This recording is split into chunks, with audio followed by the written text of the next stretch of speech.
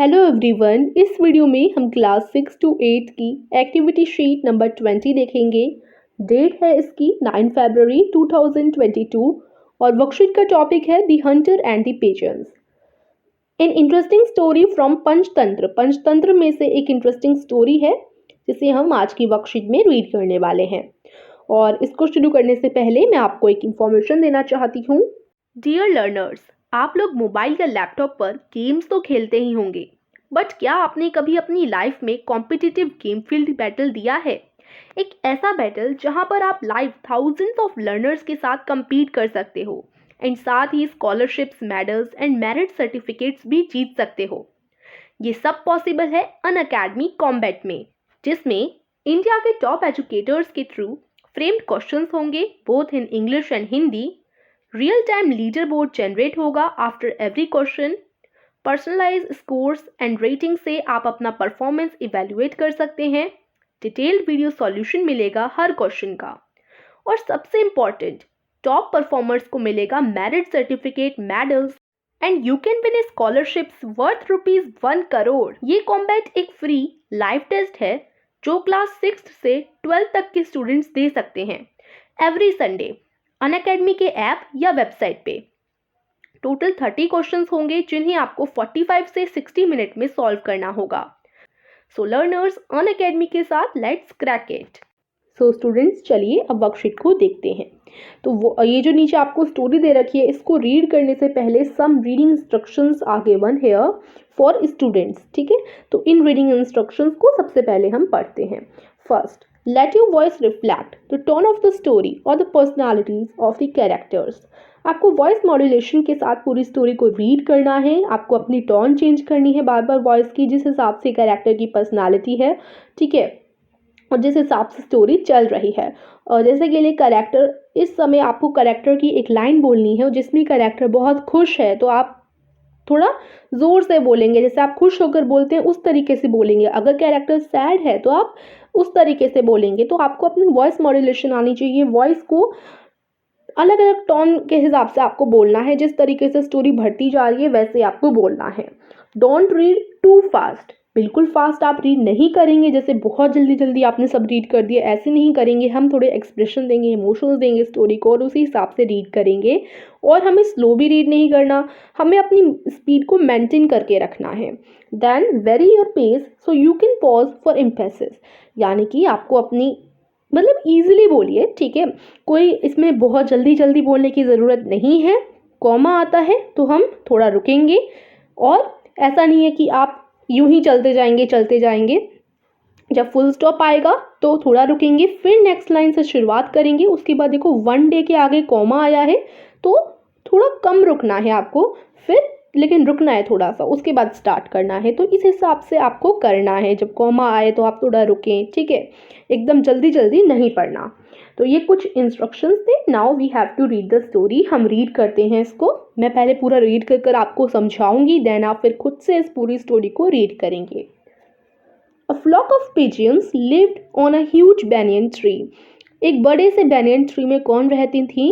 Pigeons की। यहाँ पर फ्लॉक का मतलब मैं आपको बताती हूँ। फ्लॉक का मतलब होता है झुंड, ठीक है। अब लिखा है फ्लॉक ऑफ पिजन्स, यानी पिजन्स का झुंड, ठीक है। पिजन्स को हम हिंदी में कबूतर बोलते हैं, पक्षी होते हैं ये, जो आपने देखे होंगे इस पिक्चर में सारे कबूतर हैं, ठीक है। तो अ फ्लॉक ऑफ पिजन्स का मतलब है पक्षियों का झुंड, यानी पिजन्स का झुंड, जो कबूतर होते हैं उनका झुंड। Lived on a huge banyan tree, एक बहुत ही लंबे से बैनियन ट्री पे रहा करते थे। One day the pigeons were flying in search of food. तो एक दिन क्या हुआ, सारे के सारे पिजन झुंड में ही उड़ रहे थे खाने की तलाश में। They saw plenty of grain scattered on the ground। फिर उन्होंने देखा कि ग्राउंड में बहुत सारा क्या पड़ा हुए, दाने पड़े हुए हैं ग्राउंड पर। ग्राउंड का मतलब जमीन पर। उड़ते उड़ते उन्होंने नीचे देखा कि बहुत सारे दाने पड़े हुए हैं। All of them came down to eat the grain। सारे नीचे आए दानों को खाने के लिए। Soon they realized that they were caught in a trap which the hunter had laid। फिर उन्हें ऐसा रियलाइज हुआ, ऐसा पता चला, ऐसा एहसास हुआ कि सारे के सारे पिजन्स किस में फंस गए हैं, एक ट्रैप में फंस गए हैं, यानी एक जाल में फंस गए हैं। कॉट का मतलब फंस जाना, ट्रैप का मतलब जाल, which the hunter had led, hunter का मतलब शिकारी, शिकारी ने वो जाल बिछाया था, उस जाल में अब सारे कबूतर बेचारे फंस चुके थे। The pigeons were very sad, सारे बहुत ज़्यादा दुखी हो गए। The leader of the pigeons asked them not to lose hope. He said that if all of them made a joint effort, they would be able to fly away with the trap. तो pigeon का जो leader था वो बोलता है कि हमें अपनी आशा नहीं खोनी चाहिए, हमें अभी भी एक साथ रहना है, और अगर हम एक साथ प्रयास करें, मिलकर प्रयास करें, तो हम इस जाल के साथ ही उड़ सकते हैं, इस जाल को ही अपने साथ उड़ा सकते हैं। ठीक है, तो सारे पिजेंट्स को उसका आइडिया तो अच्छा लगा, फिर उन्होंने क्या किया, एक साथ सारे उड़ गए। ठीक है, तो जैसे ही वो एक साथ उड़े, वो पूरा जाल लेकर ही उड़ने लगे। फिर क्या हुआ, यहाँ पर देखिए, all the pigeon tried in unison and finally flew away along the trap, along with the trap, यानी फिर क्या हुआ, सभी के सभी पिजन्स ने एक साथ कोशिश की और सारे पिजन्स जाल के साथ ही उड़ पड़े। The Hunter could do nothing but repent. Hunter अब कुछ कर नहीं सकता था, उसे अफसोस होते रहा, सैड हो गया Hunter. After flying for a long time, they reached a place where an old friend of the leader pigeon, a rat, lived. काफ़ी देर तक उड़ने के बाद वो एक ऐसी जगह पहुंचे जहां पर जो लीडर पिजन था उसका एक बहुत ही पुराना दोस्त चूहा रहा करता था। The leader requested the rat to help them. जो लीडर पिजन था वो अपने दोस्त चूहे से बोलता है कि प्लीज़ हमारी मदद करो और जिस जाल में हम फंसे हुए हैं इस जाल को काट दो, जिससे हमें इस जाल से छुटकारा मिले और हम बिना जाल की आज़ादी से उड़ सकें। He agreed and called some other rats. वो बात मान गया और उस चूहे ने अपने दूसरे साथी चूहों को बुलाया और सबने मिलकर क्या किया, All the rats worked on the trap and were able to cut it to set the pigeons free. सारे रेट्स ने एक साथ उस जाल को काटना शुरू कर दिया और अंत में वो पूरा कट गया और सारे पिजन्स आज़ाद हो गए।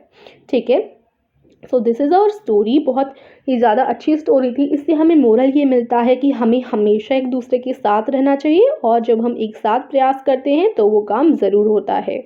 ठीक है, फिर आपके नीचे कुछ सजेस्टेड एक्टिविटीज़ दी गई हैं। इन एक्टिविटीज़ को देखने से पहले हमारे चैनल पर एक फ्यूचर पॉज गेम चल रहा है। अगर आप इस फ्यूचर पॉज गेम में को खेलना चाहते हो तो डिस्क्रिप्शन में लिंक दे दूँगी इस गेम की, आप जाकर देख सकते हैं। काफ़ी इंटरेस्टिंग गेम है, तो इसको ज़रूर खेल लीजिएगा, डिस्क्रिप्शन में लिंक है।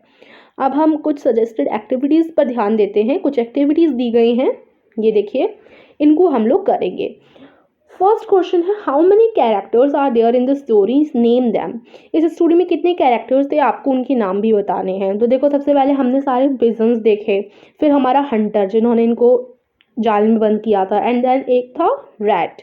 ठीक है, सो हम क्या लिख सकते हैं इसके आंसर में, देखिए ये इसका आंसर हो जाएगा। यहाँ पर आप टी कैपिटल लिखेंगे। ठीक है, ये हमारा आंसर नंबर 1 हो जाएगा। सो आंसर क्या है, there are 3 characters in the story named pigeons, hunter and rat. 3 सदस्य थे, 3 कैरेक्टर्स थे स्टोरी में, पिजन्स, हंटर और रैट। ओके, सो इस तरीके से आप इसका आंसर लिखने वाले हैं। नेक्स्ट क्वेश्चन देख लेते हैं, which is question number 2। Read out the story to your younger siblings with proper voice modulation and expressions. Expressions के साथ modulation, voice modulation करनी है। voice modulation का क्या मतलब है, कभी voice ज़्यादा ऊंची करो, कभी नीचे करो, जिस स्टोरी की लाइंस के हिसाब से आपको ये करना है। ठीक है, जो चीज़ आप रीड कर रहे हैं उसके हिसाब से अपनी वॉइस को मेंटेन करके रखना है। ठीक है, अंडर पेरेंटल गाइडेंस, ये वाली जो सेकंड क्वेश्चन है ये आप अपने मम्मी पापा के साथ कर सकते हैं, पेरेंटल गाइडेंस के साथ। ठीक है, तो करना क्या है इस सेकंड क्वेश्चन में, आपको देखो ये कॉपी में लिखने वाला क्वेश्चन नहीं है, ये वैसा नॉर्मल क्वेश्चन है। जो आपको क्या करना है इसमें, देखो आपके जो छोटे भाई बहन हैं या अगर अपने मम्मी पापा को भी आप सुना सकते हैं इस कहानी को विद प्रॉपर वॉइस मॉड्यूलेशन, यानी एकदम अच्छे से रीड करके आपको सुनाना है, एक्सप्रेशन के साथ। जितना आप अपना बेस्ट कर सकते हैं रीड करने का, जैसे मैंने ऊपर आपको रीडिंग इंस्ट्रक्शंस में बताया, तो इन चीज़ों का ध्यान रखते हुए आप इस स्टोरी को रीड करेंगे और अपने यंगर सिबलिंग्स, सिबलिंग्स का मतलब होता है भाई बहन, यंगर का मतलब छोटे, छोटे भाई बहनों या फिर मम्मी पापा को आपको सुनानी है ये स्टोरी। Okay, clear. अब हम देखते हैं क्वेश्चन नंबर 3। तो ये सेकंड क्वेश्चन तो आप खुद से करेंगे, ठीक है ना। फिर हम थर्ड क्वेश्चन देखेंगे। Fill in the blanks by choosing the right option. आपको अब इन फिल इन द ब्लैंक्स को यानी रिक्त स्थानों को भरना है सही विकल्प का चयन करके। राइट, एक क्वेश्चन देखो, the pigeons were flying to dash. जो पिजन्स थे वो क्या कर रहे थे, were flying to dash for food. तो यहाँ क्या आएगा, पिजन्स फूड के लिए क्या कर रहे थे, फाइंड या look, were find for food, were flying to find for food. तो इधर आपका फाइंड आ जाएगा, यानी जो पिजन्स थे वो उड़ रहे थे फूड की तलाश में। नेक्स्ट देखते हैं हम लोग, दोबारा से इधर लिख देती हूँ। फिर नेक्स्ट देखिए question number question B, all of the pigeons tried dash. सभी पिजन ने कोशिश की टुगेदर या फिर एक एक करके, तो टुगेदर, ठीक है, टुगेदर उन्होंने कोशिश की तभी वो उस जाल से छूट सके। ठीक है, तो टुगेदर इसका आंसर होगा। फिर नेक्स्ट देखो, the trap was led by dash. जो ट्रैप था वो किसने बिछाया था, हंटर ने बिछाया था, तो इधर आप लोग हंटर फिल करेंगे। ठीक है, नेक्स्ट देखिए, द हंटर फेल्ट डैश। जब वो आज़ाद हो गए सारे कबूतर तो हंटर कैसा हुआ, दुखी हुआ। एक्साइटेड तो होगा नहीं बिल्कुल, तो दुखी हुआ यानी sad. All the reds started to dash. सारे रेड्स ने क्या शुरू किया, ईट करना या कट करना जाल को, तो यहाँ आएगा कट करना। ठीक है, कट करना शुरू किया सारे के सारे रेड्स ने जाल को। सो इस तरीके से आप फिल इन द ब्लैंक को पूरा करेंगे, एक बार देख लीजिए। फिर हम लोग देखेंगे question number 4, right 2 leadership qualities displayed by the leader pigeon in of the story in the graphic organiser. तो देखिए साइड में आपको एक ग्राफिक ऑर्गेनाइजर दिया गया है, अभी मैं आपको दिखाऊंगी। उसमें करना क्या है, आपको जितनी भी लीडरशिप क्वालिटीज थी ओनली 2 आपको लिखनी है। 2 लीडरशिप क्वालिटीज जो कि लीडर पिजन में थी। लीडरशिप क्वालिटीज का क्या मतलब होता है, अगर आप किसी भी टीम के या किसी भी झुंड के ग्रुप के लीडर हैं तो लीडर की भी कुछ जिम्मेदारियां होती हैं, लीडर की भी कुछ अंदर क्वालिटीज़ होती हैं। आप लीडर क्यों बनाए गए होंगे, क्योंकि आपके अंदर कुछ ना कुछ क्वालिटी होगी। लीडर हमेशा इंटेलिजेंट होना चाहिए, होशियार होना चाहिए, जिससे वो जल्दी से तरकीबें सोच सके और अपने ग्रुप को अच्छे से मेंटेन कर सके। लीडर में हमेशा रिस्पॉन्सिबिलिटी होनी चाहिए, रिस्पॉन्सिबल होना चाहिए लीडर, है ना। और क्या होनी चाहिए लीडर के अंदर चीज़, वो डिसीज़न मेकर होना चाहिए। कोई भी उसे डिसीज़न लेना हो अपने ग्रुप के लिए तो वो अच्छे से ले पाए, इसलिए वो डिसीज़न मेकर होना चाहिए। तो लीडरशिप क्वालिटीज़ होनी ज़रूरी है अगर आपको लीडर बनना है तो। ठीक है, तो अब हम देखेंगे कि लीडर पिजन में कौन कौन सी लीडरशिप क्वालिटीज़ थी। तो ये देखो, ये यहाँ पर क्या दे रखा है, एक ऑर्गेनाइज़र दे रखा है, ग्राफिक ऑर्गेनाइज़र। इसमें हमें भरना है। देखो फेयर, पिजन कैसा था, फेयर था, अच्छा था। ठीक है, फिर डिसीज़न मेकर था, यहाँ मैंने डिसीजन मेकर लिखा। और क्या था पिजन, इंटेलिजेंट था। जो लीडर पिजन था वो इंटेलिजेंट था। बाकी आप इंटेलिजेंट की जगह क्या लिख सकते हो, बाकी आप इंटेलिजेंट की जगह लिख सकते हो रिस्पॉन्सिबल। ठीक है, यहाँ रिस्पॉन्सिबल भी काफ़ी सही बैठेगा। देखो रिस्पॉन्सिबल भी था वो पिजन, लीडर पिजन, तो आप यहाँ रिस्पॉन्सिबल भी लिख सकते हो और इंटेलिजेंट भी लिख सकते हो।